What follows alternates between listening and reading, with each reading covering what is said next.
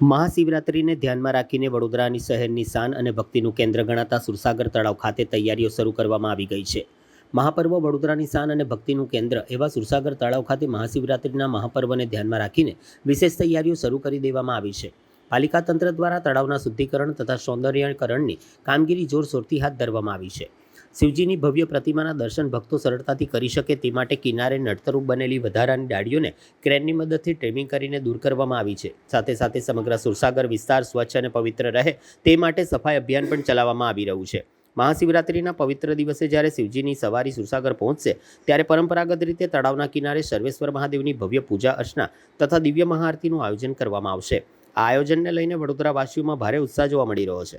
શહેરના નાગરિકો હવે આતુરતાથી તે ક્ષણની રાહ જોઈ રહ્યા છે જ્યારે આખું સુરસાગર શિવમય બનશે અને લાખો ભક્તોની હાજરીમાં મહાદેવની ભક્તિ ગીતોથી ગુંજી ઉઠશે.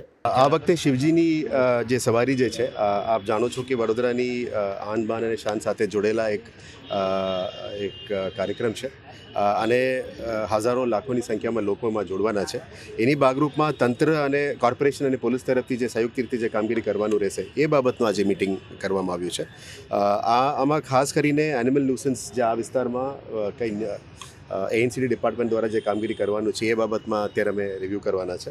સાથે સાથે જે પણ આર્ગ્યુમેન્ટેશન કરવાનું છે, જે જૂના બિલ્ડિંગ્સ છે આમાં આવાસથી કંઈ તૂટી જાય એવા બધા કંઈ સ્ટ્રક્ચર છે એને પણ થોડું કાળજી રાખવાનું પોલીસ તરફથી પણ એક સૂચના આવી છે, એમાં કામગીરી કરવાના છે. સાથે સાથ જમીન મિલકત કમર્શિયલ ડિપાર્ટમેન્ટ તરફથી જે પણ કાર્યવાહી કરવાની છે આખા રૂટમાં એ આખું કરવાના છે. આખા રૂટમાં સાફ સફાઈ લઈને પછી રોડ રસ્તાનું વ્યવસ્થાને લઈને જે કોર્પોરેશનને કરવાનું રહેશે એના ઉપર પણ કામગીરીનું લીધું છે. એક સ્ટ્રે કેટલ બાબતનું પણ એક સૂચના આવી છે મીટિંગ્સમાં, એટલે એમાં પણ થોડું નિયંત્રણ કરવા માટે અત્યારે અઠવાડિયાથી કામ શરૂ કરવાના છે.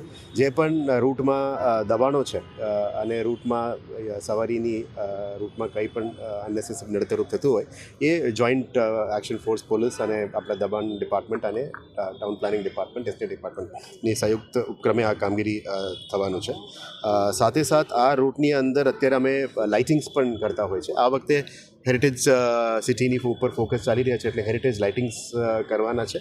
સંસ્થા દ્વારા અહીંયાનું જ આયોજન કરવાના છે, પણ કોર્પોરેશન તરફથી સિટી લાઇટિંગ જનરલી જ્યારે શિવજીનું સવારી અને શિવરાત્રિના સંલગ્નમાં જે લાઇટિંગ કરવાના છે હેરિટેજ સ્ટ્રક્ચર્સનું પ્રામાણિકતા આપીને સુરસાગરને કરવાના છે.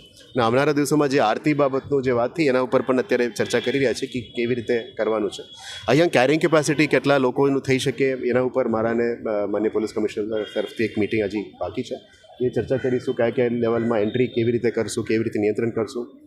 જે ટ્રસ્ટ દ્વારા આરતીનું આયોજન કર્યું છે એમાં કંઈ અનનેસેસરી ઇશ્યુઝ ના થાય અને કોઈ પણ સંજોગોમાં કંઈ એક્સિડેન્ટલ ઇશ્યુઝ ના બને એના માટે સાવચેતીના ભાગરૂપે આપણે સુરસાગરની અંદર ફાયરની ટીમ્સ તૈનાત રાખીશું. લગભગ 5 થી 6 બોટના ટીમ્સ, ફાયરના ટીમ્સ પણ કાર્યરત રહેશે. અમારા પબ્લિક એડ્રેસ સિસ્ટમ્સ પણ કાર્યરત હશે. સેન્ટ્રલી કમાન્ડ કરતાં જે એક સેન્ટ્રલ સિસ્ટમ પણ રહેશે. ફરતું જે પોલીસ તરફથી પણ એક સૂચન છે કે સેફટીના સાથે સાથે અલાઇટમેન્ટ અને ડિઝાસ્ટર પ્લાન જે માન્ય પોલીસ કમિશનરશ્રી આપને બ્રીફ કરશે, પણ ડિઝાસ્ટર મેનેજમેન્ટની ભાગરૂપે બંનેનું સંયુક્ત ઉપક્રમે કામગીરી થવાના છે. એટલે આ તમામ વસ્તુ રોડ રસ્તાની ક્લિનિંગથી લઈને, લાઇટિંગથી લઈને, સેફટીને લઈને કોઈ પણ સંજોગમાં કંઈ ઇશ્યુઝ ના બને એ બને તકેદારીના ભાગરૂપે આજે આ મિટિંગ કરવામાં આવી છે. બાકી જે ટ્રસ્ટ દ્વારા આયોજન કરવામાં આવ્યું છે આરતી બાબતમાં એમને અમે શુભકામના પાઠવીએ છીએ. તંત્ર તરફથી જે શિવજીની યાત્રી સારી રીતે નીકળે અને સારી રીતે કાર્યક્રમ થાય એ બાબતનું જે તંત્ર તરફથી જે સપોર્ટ કરવાનું છે એ અમારા તરફથી અને પોલીસ તંત્ર તરફથી કરવામાં આવશે.